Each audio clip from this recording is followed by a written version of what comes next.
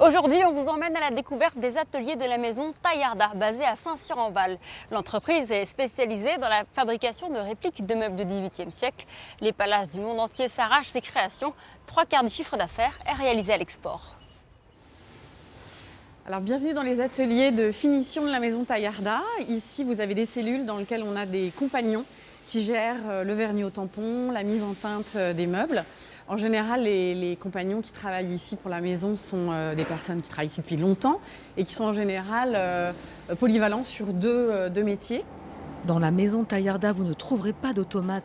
Sa réputation à l'international, elle le doit au savoir-faire de ses artisans, hautement qualifiés, dont l'excellence repose sur des années d'expérience. Il faut chaque fois s'appliquer. Quand je commence, demain, des fois, je pense à ce que je vais faire ma finition. Si la finition est bonne. Ici, si c'est pas bon, ça passe pas. C'est en répétant souvent les opérations qu'on arrive à acquérir une certaine technique. Quand l'ébénisterie est bien faite, c'est vrai que ça aide beaucoup dans la suite de nos opérations à nous. Donc le vernis, la pose de la feuille d'or et ainsi de suite, tout dépend aussi du support. Le support, si c'est de la très bonne qualité, c'est ce que nous avons, c'est beaucoup plus facile. 350 modèles de sièges et de meubles figurent au catalogue Taillarda. Des répliques du mobilier de style XVIIIe siècle, manufacturé à la demande, qui coûtent plusieurs milliers d'euros et que seule en France, une clientèle prestigieuse peut acquérir. Alors, c'est vrai que la plupart sont pour nous aujourd'hui les grands hôtels, comme le Georges V dont on vient de parler, le Bristol, le Plaza Athénée, les Bergues à Genève. Partout en Europe, on travaille avec des grands hôtels pour qui vraiment le 18e français, c'est la quintessence de l'art de vivre à la française. La France, c'est une part minoritaire des ventes pour la maison Taillarda. 75% de son chiffre d'affaires sont réalisés à l'export, en Europe, au Moyen-Orient et tout dernièrement en Chine. Alors ici, on a une grande armoire vitrée qui va partir en Chine, à Pékin, et qui est en fait un agencement de cave à vin. Donc on a des compartiments faits exprès pour accueillir des bouteilles.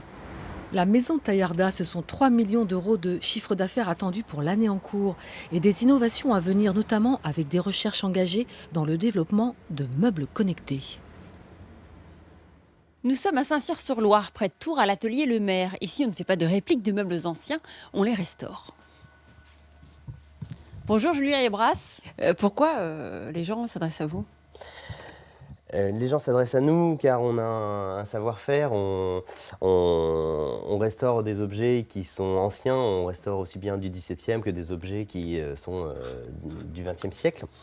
On est très spécialisé dans la restauration de mobilier en plaquage, de marqueterie, travail d'ivoire, nacre, écailles de tortue.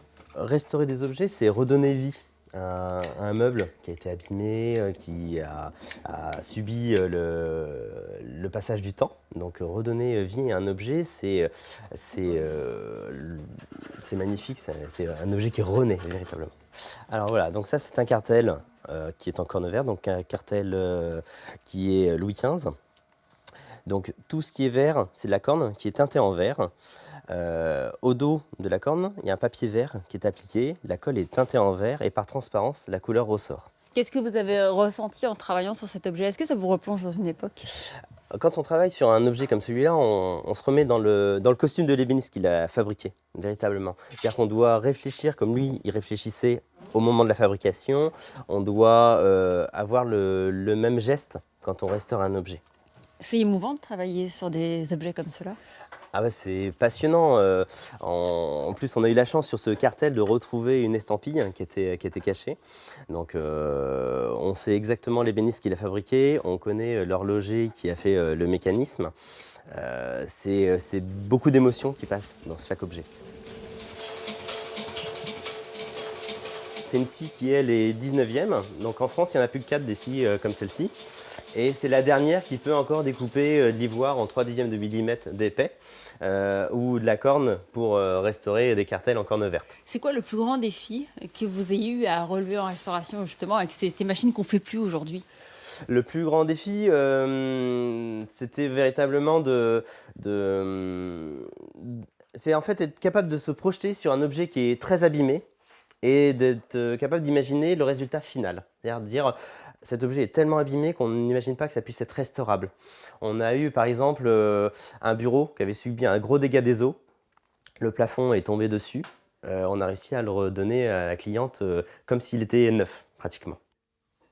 Dans cet atelier ont été restaurés un jouet de Louis XVII, le bureau de l'impératrice Eugénie ou encore le coffre-fort de Louis XIV. Julien Hébras a fait son apprentissage ici avant de racheter l'atelier à son patron il y a 3 ans. Pour cela, il a reçu le soutien de la Fondation du patrimoine.